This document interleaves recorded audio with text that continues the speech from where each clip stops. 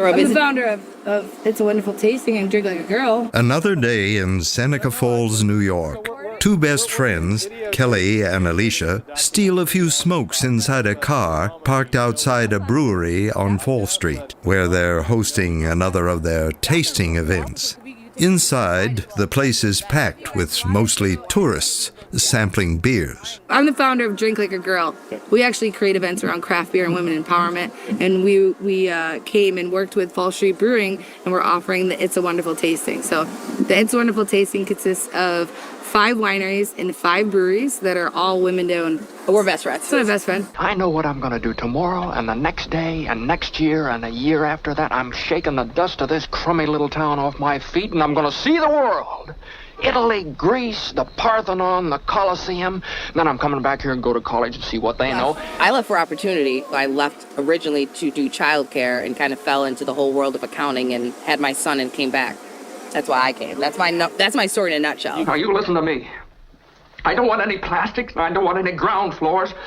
And I don't want to get married ever to anyone. You understand that? I want to do what I want to do. Why'd you get George Bailey? Well, for the family aspect of it, I had no roots in New York City. I just went there for my own. And then when I had my son, in my head, we were going to stay out there forever and he was going to have all the opportunity. And I saw him and I was like, I got to get out of here. Too many people were my family. And that's what happened, in short. Yeah. In short. What is it you want, Mary?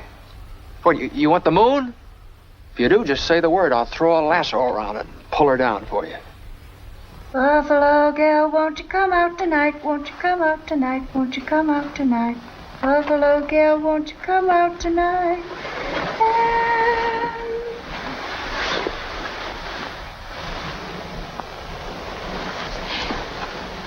Hi. Hi.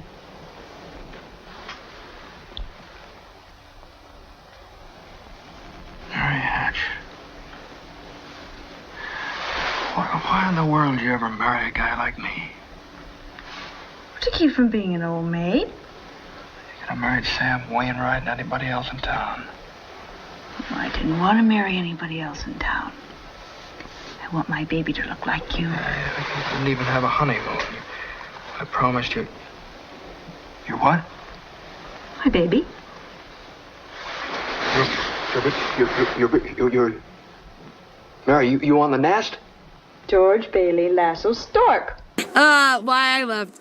I left to go to college. So I went to fashion school at the Fashion Institute of Technology. When my daughter was 1, when I was accepted into it. So I went out there, her and I lived there for most of her life, most of my adult life, and I sadly lost a brother and came for a summer. My daughter convinced me to stay. She was about 11 at the time and wanted to be closer to family as well. You know, it is about small towns. Yeah. Small towns, you know, regardless of there's a lot of things that you're like, I don't want to be in this town. Yeah. Dust the dirt off my shoes and go travel the world. Yeah. It's real. Yeah. And then, you know, when it comes down, never. No, when it comes down though, when family matters, and small towns, you do have that support and that love and that community you can't get anywhere else. Kids. Yeah. Kids take it out every time. Why do we have to live here in the first place and stay around this measly, crummy old town? George, what's wrong? Wrong, everything's wrong. You call this a happy family? Why do we have to have all these kids? She got me in a way of the sadness, but we weren't coming back. Yeah. You know, it wasn't happening. Yeah, and then until it did. But you lose family and you're like, wait, how important is it to be in those towns where your family are? Absolutely. And like, you're missing all that time away from them, really. Yeah, so. Buffalo gals, can't you come out tonight? Can't you come out tonight? Can't you come out tonight? Buffalo gals, can't you come out tonight and dance by the light of the moon?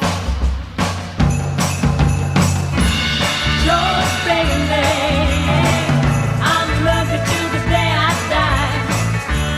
George Bailey, every Christmas Eve you make me cry. Oh, George.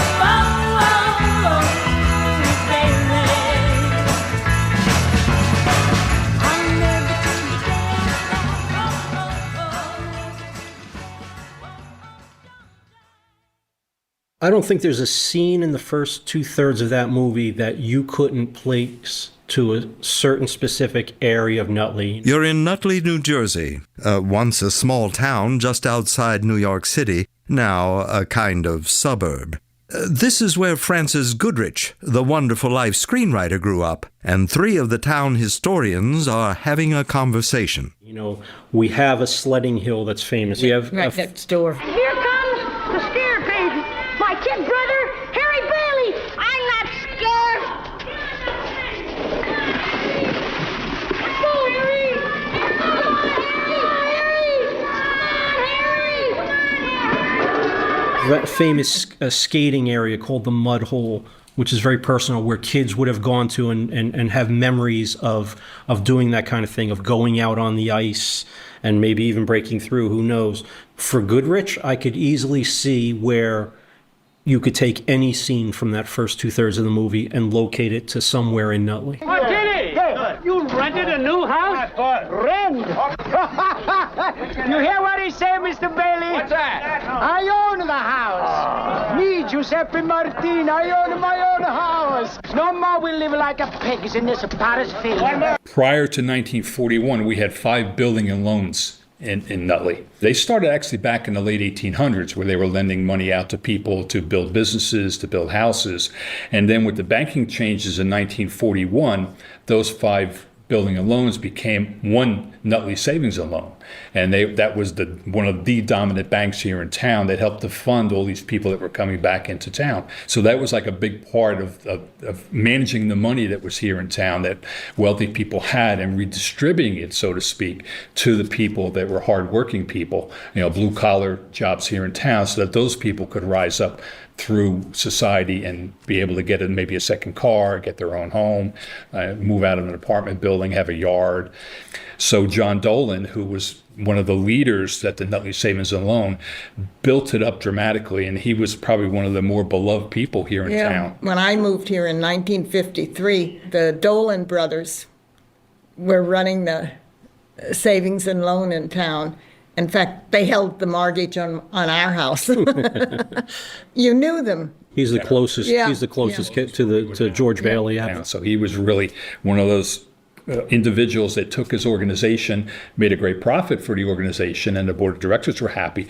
But at the same point, they built the town solid foundation for the town. The bank president was the first desk when you went into the bank. And the bank president knew what you did, and if you needed something, you talked to him, and he knew who you were, and they knew your family. And that doesn't happen anymore. Now it's a form you fill out, and then some computer tells you whether you hit the mark as to whether that loan comes to you or not. Well, John Dolan used to go personally to practically every house that he was going to give a mortgage to. I don't think there's an equivalent at all. I don't believe that there is any. No. I think certain things have their life and their time period where they work and function well. And that buildings and loan situation worked well for us. It developed Nutley. It gave people the homes they needed, gave out the loans, and then its time ended. It's a whole different ballgame today. They survived until about 1991 or so. And then there was that savings and loan crisis that occurred there because there were some reformulations that went on. The government got involved, and a lot of savings and loans went under, because of the regulation change. Charles Keating Jr. has come to symbolize the savings and loan scandal in this country. Keating, now in prison in California for his conviction on security fraud charges, was characteristically confident when he emerged from the federal courthouse in Tucson on March 18th. Moments before, he had asserted his Fifth Amendment rights against self-incrimination when questioned by attorneys for 17,000 investors who have filed a class action lawsuit against him. Keating's reaction to his latest day in court? But attorneys for the investors are not laughing. They have built a case against Keating as former owner of Lincoln Savings and Loan, leveling a myriad of charges against him. At the heart of their case is a scam they claim gave the illusion that Lincoln Savings was making money, millions of dollars, when in fact the savings and loan was losing money. Comedian Dana Carvey reprises his role as George Bailey on the TV show Saturday Night Live, 1989. Saturday Night Live will not be seen tonight so that we may bring you the following holiday movie presentation. What concerns this committee is how a small savings and loan could somehow end up costing the taxpayers nearly $2 billion. Well, Mr. Chairman, you're thinking of this thing all wrong, as if the money's in a safe somewhere. The money's not here. It's in vast, unsold real estate projects sitting out in the middle of the desert. It's in salaries and bonuses, huge ones for me and my family, for crying out loud. It's in your swimming pool, Bob. And it's in your vacation home, Steve. And it's in your new Ferrari, Bill. The money's not here. It's just out there, federally insured to help people like you and me. What do you need? What do you need? Well, 50,000 tied. Mr. Bailey, sit down. Huh? Sit down. I mean, Jimmy Stewart is, it's so interesting to know. I mean, are there greedy people? Are there out there, people out there trying to cheat the system? Of course there are. Of course there are. But there's just the vast majority of people that work in finance are just trying to do good and get ahead. Richard Mogren Wells, longtime investment banker. I went to college here at USC in Southern California, and then law school up in Hastings up in San Francisco. And then I started in banking, and I actually worked for a Japanese bank initially, and then went to Citibank for 15 years. I did a stint at Merrill. I did a stint at Wells Fargo. And along the way, I picked up my MBA at NYU, and I had stars in my eyes, and I was going to be, that next Wall Street Charlie Sheen character. So I saw myself climbing that corporate ladder. And I did eventually run the loan group for Citibank in Japan. It was some fun and some heady times. We did some very big and some very flashy deals. You remember the movie Wall Street's Gordon Gekko from the previous episode. In the last 7 deals that I've been involved with, there were 2.5 million stockholders who have made a pre-tax profit of $12 billion. Thank you. I am not a destroyer of companies. I am a liberator of them. Like Bud Fox in the movie Wall Street, Richard followed Gekko's lead, first to a prominent position at Citibank. But by the time the 2008 financial crisis and Great Recession hit, he had become a bank regulator, and he was soon astounded by what he was learning about how it had all gone down.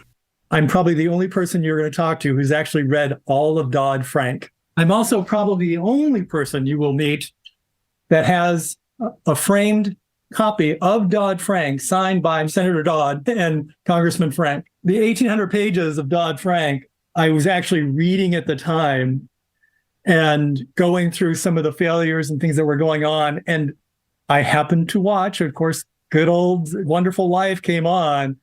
So Uncle Billy is heading over to deposit the money. And I thought, do you really want a drunk depositing your money for your branch? It's like, that's a terrible idea. And then it occurred to me, there's a lot of problems with the Bailey Savings and Loan. I mean, if Potter gets a hold of this building and loan, there'll never be another decent house built in this town. He's already got charge of the bank, he's got the bus line, he got the department stores, and now he's after us. Why? Well, it's very simple, because we're cutting in on his business, that's why. And because he wants to keep you living in his slums and paying the kind of rent he decides. Joe, you had one of those Potter houses, didn't you? Well, have you forgotten? Have you forgotten what he charged you for that broken down shack?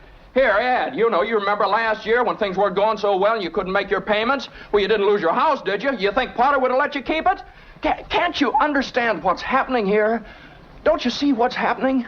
Potter isn't selling, Potter's buying. Why was Potter buying at a time when everybody else was selling? Warren Buffett said it, be fearful when others are greedy and greedy when others are fearful. The famous line is that the Krupp family bought land in Germany during the plague. So, of course, I mean, does that make him evil? Well, in some ways, yes. But the reality is that opportunity is opportunity, and you're going to buy when things are down. That just means being a good businessman at the end of the day. I mean, what makes a decent home built in this town, right? I mean, would Potter ever make another home loan? Well, sure he would. But is he going to lend at the same ratios as Bailey? Probably not. Potter might require twice as much income. So George is not wrong by saying another decent house will never get built if the ratios that are required to meet the income requirements to get that loan are so radically skewed. So he's not wrong. Potter's going to run the bank in a very different way than the Bailey family has for however 40 years or whatever it is. So it's going to be a very different institution with very different loan guidelines. And yeah, could change the way houses are built in that town, right? And the Potter method of greed is good, and Bailey's method of I'm here to help my community through lending are very different approaches. I mean, it's a happy ending. Everyone shows up and throws in their ones and twos, but it's really the big credit line from his friend that saves the institution.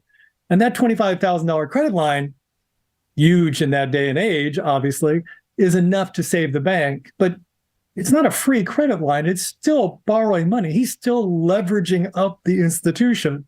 So it's great. It saves them for a day. But what happens tomorrow? What happens the next day? And when they have to start making interest payments on that line of credit, are they going to increase the interest they have to charge their shareholders? Maybe. I don't want to be the cynical guy here, but I think the reality is that he's leveraging up the institution, and that can't be ignored. If you look at what happened in 2008, the kind of subprime lending that took place was obviously greed is good. They were lending to anybody who could sign the paperwork because you were going to sell it on to securities, and you're going to securitize the whole package and push it down the road. How about Jimmy Stewart explains the banking crisis? Because all I ever knew about banking was from It's a Wonderful Life. Mr. Potter, there's a run on the bank, kind of thing. Dana Carvey again. You see, Morgan Stanley and Goldman Sachs, see, they took the bad mortgages and they packaged them into an investment vehicle, kind of like a security, see? Yeah. And then they got Moody to put 4 stars on them, and S&P, and they sold them to investors, but they knew they were bad. So they did a thing, they shorted them, see? So they bet against them while they sold them. So if they lose, they win. If they win, they win. And they put together, well, fuck you. But what we didn't see is, and what happened was that the George Baileys, the home thrifts, got sucked into the Potter world. That's how I would equate it. The home savings and things like that, all the savings and loans were lured by that whole concept of we're going to package your loans for you and you'll make a fortune. I lost a lot of money in real estate in 2008, actually. I was very long real estate, and made me very angry, because what you saw people that were in the know, that knew that they were doing no income lending, right? They weren't verifying. They knew. And the Potters of the world, you look at the people that were charged and investigated, Mozillo at Countrywide and some of the others. These are people that would put Potter to shame. These were people that were so greedy that they were going to do whatever it took to get that next big deal. And the scale of it, was phenomenal, obviously. I mean, what Lehman and others were doing. The people I really fault, the people that are the Potters of our world, are the people that were saying, I will make you a loan, and don't worry about verifying your income, and we'll just ignore all those basic credit rules and lend you the money because I'm going to hand it right off and I don't care about it.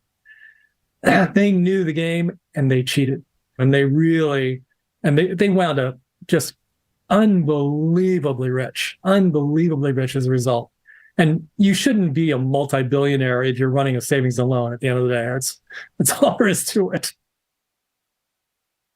I'm going to get a pancake with just One. One pancake, you got it. Yeah, I don't need the egg today. Okay. All right, thanks. We are back in Seneca Falls again. A recent morning inside the town's only coffee shop. Well, other than Dunkin' Donuts. Cafe 19, adjacent to the Generations Bank headquarters building, sits across the street from the river. Casey Galloway talks with Menzo Case, the town's community banker. You heard Casey briefly in an earlier episode, running the cinnamon roll eating contest during the Wonderful Life Festival. Well, you heard about our little development with the town. We're going to do Bailey Park, so they've got 20 acres over there on Cortland Ave. Oh, seriously? Yeah, behind. Oh, I didn't know that. Yeah, behind Kids Territory. You're gonna call it Bailey Park? Yeah, I'm gonna see it. Yep, our part. Yeah, we're. You were working on that. I didn't know that it's finalized. 10 units. All we gotta do is come up with a couple $1 million. Oh, that's nothing, right? Yeah, I got it all. I'm so excited. I can't believe it. So yeah, yep. So I own the cafe. Yep. Wonderful. We lease it from the bank. We pay $1,700 a month. My family lives here, so that's a big thing. I'm very close to my family.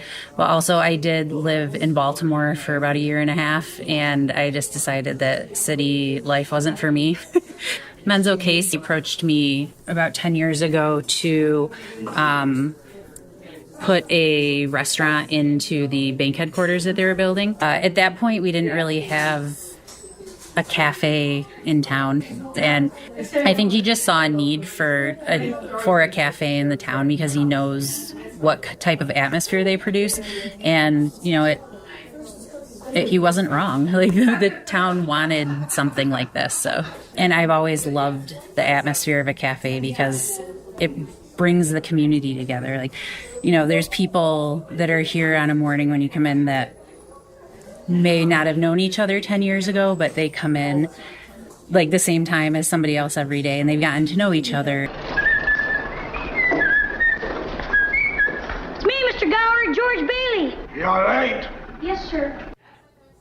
So one of the scenes in It's a Wonderful Life that does stand out to me a lot is the scene where Mr. Gower almost poisoned somebody, and George stopped him from doing that. In Bedford Falls' only coffee shop, Gower's Drugstore, its owner, Emil Gower, grieved the loss of his son, and young George stopped him from making a terrible mistake. Mr. Gower, you don't know what you're doing.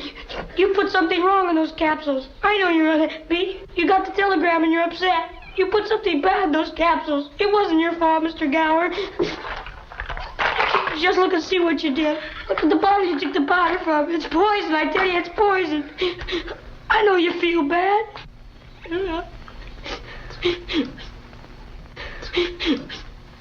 Oh. Don't hurt my story again. Don't hurt my story again. Oh, George. George. Oh, Mr. Gower, I won't ever tell anyone. The scene where Gower comes in and he's a drunkard and his life is completely different. Casey is talking about when we brought George to Pottersville. In a universe where he had never been born, the outcome for Gower was very different. It's impactful because it just shows you that the difference that one person can have on the whole world around them, basically. After Baltimore, and before Cafe 19, Casey had returned to the Seneca Falls area to be near her family. She hoped to stay, but she was having trouble finding an opportunity that would keep her there. She was thinking about packing up and leaving when Menzo Case approached her. I wouldn't necessarily say that somebody saved me from a really bad situation, but I can tell you that Menzo's generosity in asking me if I wanted to run this cafe, own the cafe, and give me the opportunity to learn how to plan a restaurant and open it from the ground up was invaluable, and something that I don't know if I would have ever had the opportunity to do without his generosity and offering that up to me. Well, Menzo gives off George Bailey vibes because he actually houses people. So he is actually every weekend building houses for families to live in. He's physically there putting shingles on the roof and running plumbing lines. And, you know, he might not be an expert at it, but he's there giving his time because he cares about people in the community and housing people like that. When Jimmy Stewart runs to the bank from his honeymoon, from the taxi, runs to the bank with all his cash, and he keeps the bank together. Menzo Case. That's what you do in a community, a small town. You reach out to the other person, give them a hand up. I am a housekeeper at the Gould Hotel in Seneca Falls. I've been there for a little over a year now. I love doing housekeeping. I love cleaning. It's just something that I like to do. I like to clean. This is Jen Bernard, a Seneca Falls resident. She's living in a cramped 2-bedroom apartment with a husband, 3 kids, and 2 dogs. She has been unable to find anything to buy, even with their combined income. You know, our rent now is pretty high. You know, we can obviously afford it. My husband's a manager at KFC. I'll be working, you know, a lot more. You know, we've been here for, almost five years. Then her sister-in-law suggested she talk to Menzo about her housing situation. You know, you guys can't find a place ever. You should really just try and apply and see what happens. So we did it. Menzo gave us a call. We went and, talked to him about everything. And then we're like, yeah, I think we could figure everything out. And he got the process rolling, and here we are. I mean, our house is coming along great. We just started again, but that's it. And then we're going to move into a 4-bedroom, and and we'll be there. Mr. and Mrs. Martini, welcome home. We're with banker Menzo in a heavily wooded area near the water tower at the outskirts of Seneca Falls. He gets out of his car and looks around. The place is littered with discarded tires and a broken TV. I'm hoping that we can get the Bailey Park sign for the entrance exactly as the movie has it. And it's been a dream. Now we just got to come up with the money to put the infrastructure in and everything else that comes with it. And families want to do this. A lot of families, there's a need for it. Right now, look around for a home in Seneca Falls. You're not going to find one. All we need is $2 million. Even from another universe, this is an example of where George Bailey is having an impact on yours, thanks to Wonderful Life. Menzo keeps a framed poster of the movie above his desk, and he's working to be George Bailey. This is big for us. This will be a big deal. So it's going to be, who's going to build it? I'm hoping we get some contractors interested to provide a little low cost. We'll pay them if we have to, but I'd rather not. If we have to, we'll build one house at a time. That's my end. Maybe there's a way community members might want to together fund a couple projects with the intent they'll be paid back in the near term, not long-term 30-year financing, but maybe fund it for a year, and then they'll get their money back in a year. Maybe that's something that will be of interest. And it sounds corny, but for the betterment of the community, well, I do this anyway, so I would do it. And then just start building. The thing about forward motion, there is none until there is. The Wonderful Life movie, Bailey Park, that's the old savings bank. That's what they used to do. So I've admired that whole idea of we're just going to do this. There's too much need. I've interviewed a lot of families over the years, and they live in substandard housing. It might be too small. It might be just really bad. And rules as they are, renters, they don't have a lot of rights. And so we stand in the gap, and it won't stand. So we'll get them in proper housing, and we'll show them how to take care of the house. And then most times it's successful. And that's really what we're trying to do here. Bread, that this house may never know hunger. Salt, that life may always have flavor. And wine, that joy and prosperity may reign forever. Enter the Martini Castle. If Mr. Martini comes into one of those banks today, he's not going to get that loan. You remember Brian Alexander from a previous episode, the investigative journalist who went in search of what happened to the American small town. He got the loan because the Baileys knew Mr. Martini, and they knew his bar, and they knew that it was a successful little bar, and that he was a good guy, and they're going to lend him a little money to try to get a decent house. That's not going to happen when you do not have locally owned community banks. You're going to have an algorithm formula that has to go up to the national level, and they don't care about what that local guy, what kind of a man he is or whatever. They're going to look at numbers. The financial world has raided these small towns for their assets and left behind a lot of destruction in their wake. Yeah, the Potters, except the Potters are way, way bigger than Mr. Potter is in Bedford Falls.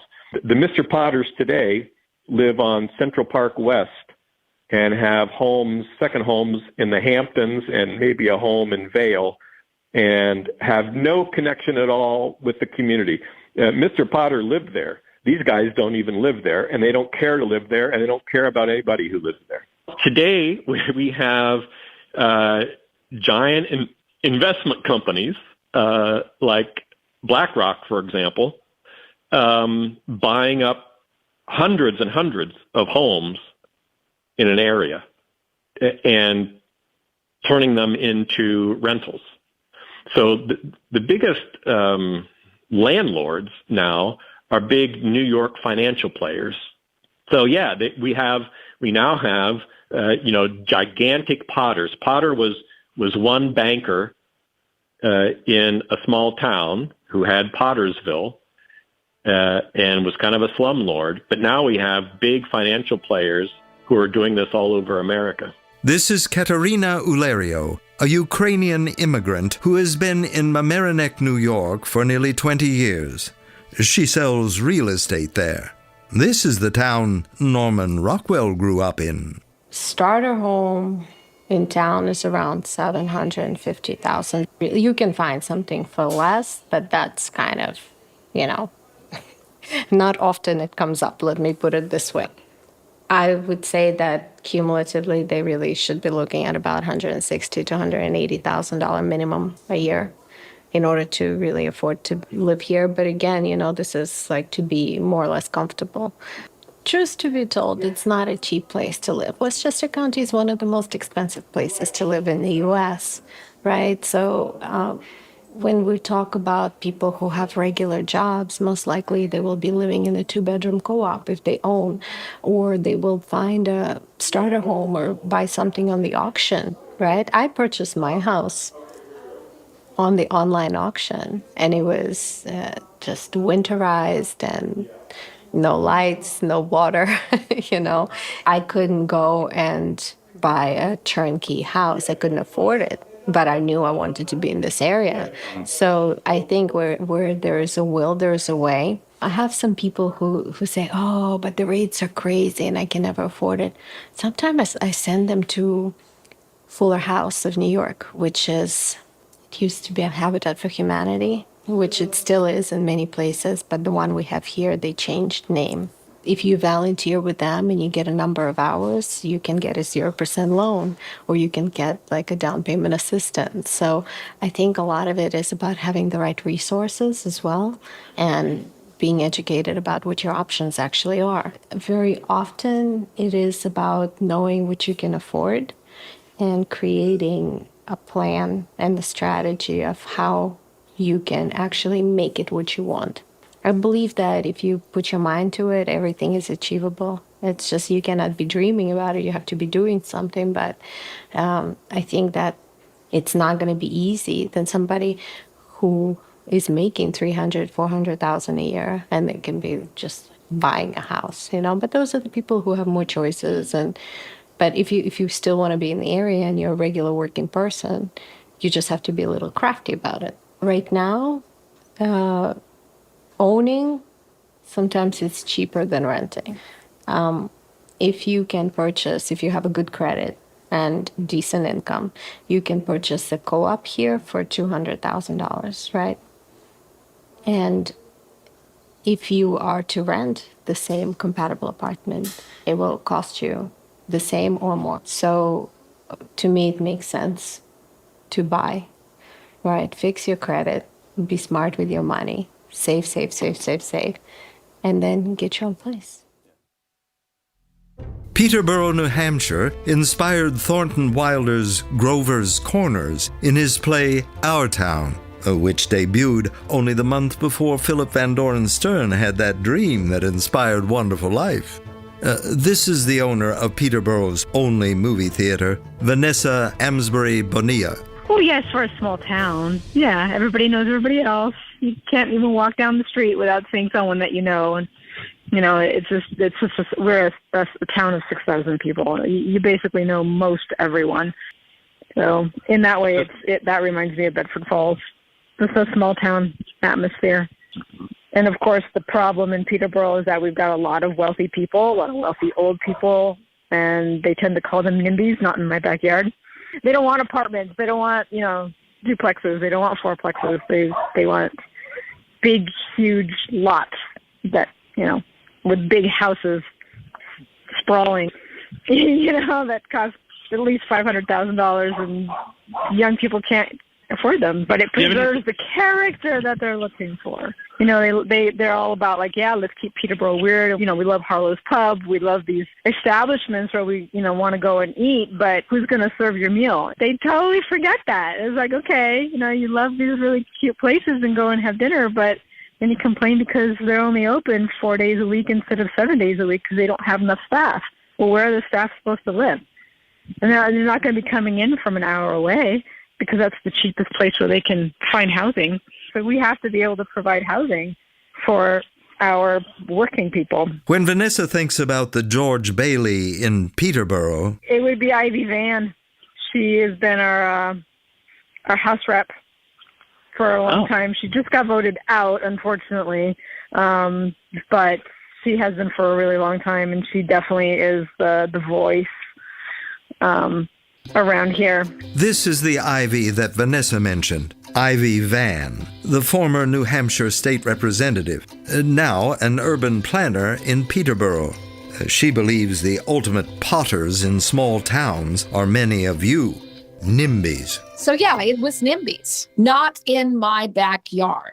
Their concern is that a multifamily will somehow degrade their neighborhood. But the fascinating thing is the good neighborhoods already has small multifamily, and that's true all across New England.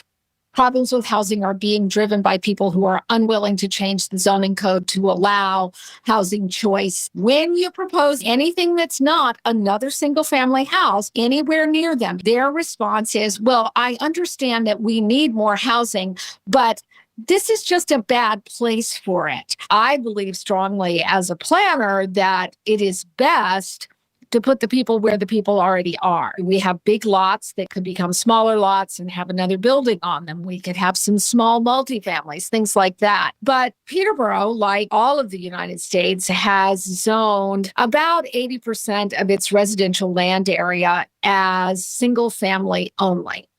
And that is problematic because we've overbuilt big single family houses on big lots, and we have underbuilt every other form of housing for the last 50 years. I did a complete rewrite of the Peterborough zoning code in 2017 and 2018. It was a form-based code, which means that we talked about how big the buildings were, where they sat on the lot. It wasn't just numbers of units. There were constraints about what the buildings had to be like. And I almost got a bill that would have made a fourplex legal on any lot in the state of New Hampshire served by municipal water and sewer. And we came very, very close to passing that last year. But people don't want to see multifamily anywhere near them. The person who tabled the bill in the House and prevented the vote got up and said, we worked hard to get our houses and we deserve to not have a multifamily next door to us. I'm taking you back to Seneca Falls now, inside Menzo Case's house. It's evening, and he returns from work to greet Susan, his spouse. So, are you going to the thing tonight? Thursday off? Oh, yeah. I'm your date tonight. All right, well, that's good. So, oh, here he is. There you are! Hey there, baby. What do you have? What do you got? Yes, to show you this. Hey, what's going on? Show me the toy. Like George and Mary Bailey, Menzo and Susan Case have known each other ever since grade school, fell in love, and raised 4 kids. One of his 3 daughters, Raquel, echoes of Zuzu, is now a young woman, arriving at their house with Menzo's toddler grandson. Look what I found. Right here. 4 more pieces. Right here. Whoa. Hi, Cody. Yeah, where do they go? Right here. Here it is. Right here. Yes. Where's it? Duck goes quack quack. Not coming out until Saturday. And I got him. What's a lamb do? Bah.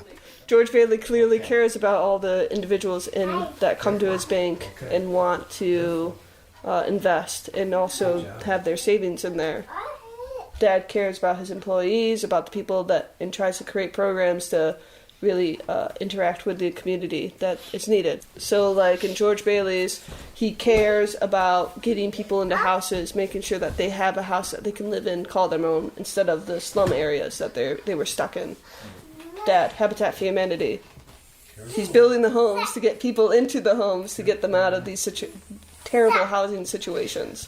So that way they have a home that they can afford and that they can say, this is our home. How'd we meet? That's a good story.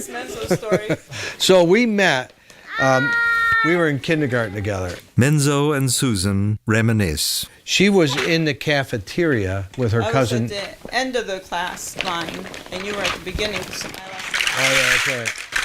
So she was in the cafeteria with her cousin Johnny, and she was eating Brussels sprouts in kindergarten. Nobody eats Brussels sprouts in kindergarten. So it was just this thing that stuck in my mind. I still remember to this day her eating Brussels sprouts. It was weird. So that's where we met.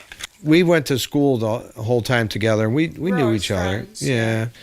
But finally, I asked her out. I called her on the phone, and I said, would you, and before I finished the sentence, she said, yes.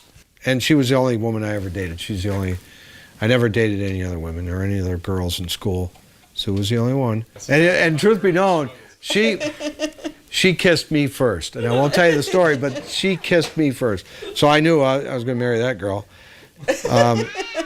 So we were in the Corps, and I was about to go to Okinawa.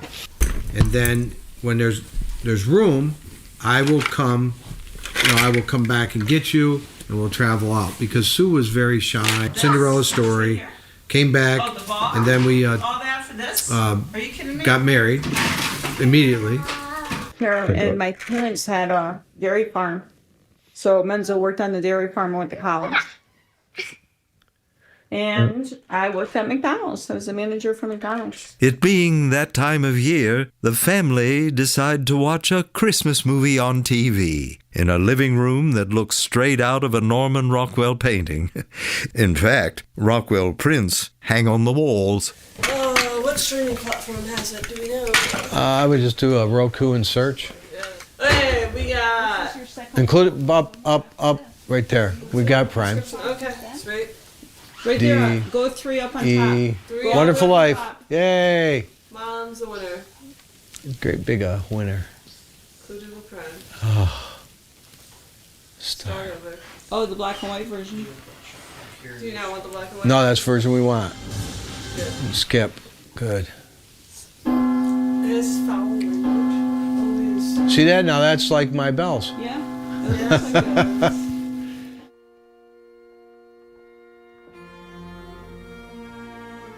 George Bailey was never born. Visit SaveGeorgeBailey.com to join the mission. There you'll find links to works by this episode's participants.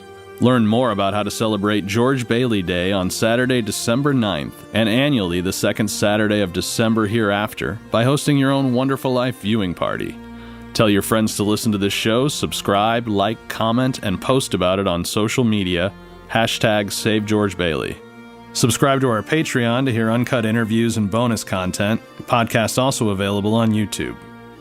iHeartMedia presents a iHeartMedia co-production in association with True Stories. Created, written, and directed by Joseph, Kurt Engfer, and Ray Novoselsky. Kurt Engfer, producer and supervising editor. Ray Novoselsky, producer and journalist. Elizabeth Marcus, editor. Roy Sillings, narrator. George Bailey theme song by Carolyn Sills. Buy her albums. Soundtrack composed by Zachary Walter. Buy his albums and the original soundtrack to this podcast available wherever you get your music. Mallory Kenoy, co-producer, writer's assistant, archival producer, and fact-checker. John Autry, sound engineer, additional editing, sound design, and mix. Executive producers, Dave Cassidy, Kurt Engfer, Lindsay Hoffman and Beth Ann Macaluso for iHeartMedia, John Duffy for **, Ruth Vaca for True Stories, Ray Novoselsky for ** and True Stories. Elizabeth Hankuch, associate producer. Brandon Lavoie and Ryan Pennington, consulting producers. Keith Sklar, contract legal. Peter Yazzie, copyright and fair use legal. Maddie Akers, archival specialist. Ron Kadish and Benji Michaels, publicists. Kavya Santhanam and Marley Weaver, marketing and promotions. Art and web design by Aaron Kim.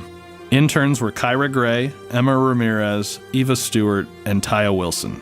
Podcast license for Philip Van Doren Stern's The Greatest Gift provided by The Greatest Gift Corporation. Their attorney is Kevin Koloff. Recorded at David Weber's Airtime Studios in Bloomington, Indiana. This episode featured in chronological order Kelly Guilfoyle, Alicia Clark, Gene Van Steen, John Demmer, John Simcoe, Charles Keating Jr., Richard Mogren Wells, Menzo Case, Casey Galloway, Jen Bernard, Brian Alexander, Katerina Ulerio, Vanessa Amsbury Bonilla, Ivy Van, Susan Case, Raquel Martin, and Raquel's young son. The people of Seneca Falls and the cast of Wonderful Life, and the brief voices, music, and artistry of the cast of Saturday Night Live, Michael Douglas, Dana Carvey, and news media professionals, used under the still existing legal doctrine of fair use. The Potters are working on that one, though. Additional help provided by Rick Newman. Seneca Falls lodging for crew provided by Twyla Keeler. If you're in Nutley, New Jersey, visit the Nutley Historical Society and Museum, the Mud Hole, Nutley Avenue, where Francis Goodrich grew up, and the Sledding Hill. If you're in Peterborough, New Hampshire, see a movie at the Peterborough Community Theater, catch a play from the Peterborough Players who first performed Thornton Wilder's Our Town in 1940, and visit the lovely shops, restaurants, breweries, and coffee houses. But tip your servers well, and maybe say hi to former state rep Ivy Van. If you're in Mamaroneck, New York, visit their local businesses, Norman Rockwell's Childhood Home and Fuller House Affordable Housing Initiative. If you're looking for a home, go to Houlihan Lawrence and ask for Katerina. And if you're in Seneca Falls, visit the Wonderful Life Museum, Drink Like a Girl, Cafe 19, Generations Bank, Seneca County Habitat for Humanity, the Gould Hotel, and I guess Dunkin' Donuts if you want. Go to *media.com to hear our other limited-run podcasts, Who is Rich Blee? After the Uprising, with a bold new season in St. Louis coming summer 2024, and Origins, Birth of a Pandemic. And subscribe to True Stories' new weekly, Everybody Has a Podcast, with Ruth and Ray. If you are feeling like you're on the bridge, please call the AFSP's Suicide and Crisis Lifeline by dialing 988 into your phone, or contact the crisis text line by texting 741-741. Consider donating to or volunteering with AFSP or your local Habitat for Humanity, and make George Bailey proud. We're not affiliated with them, though. Copyright 2023 *Inc.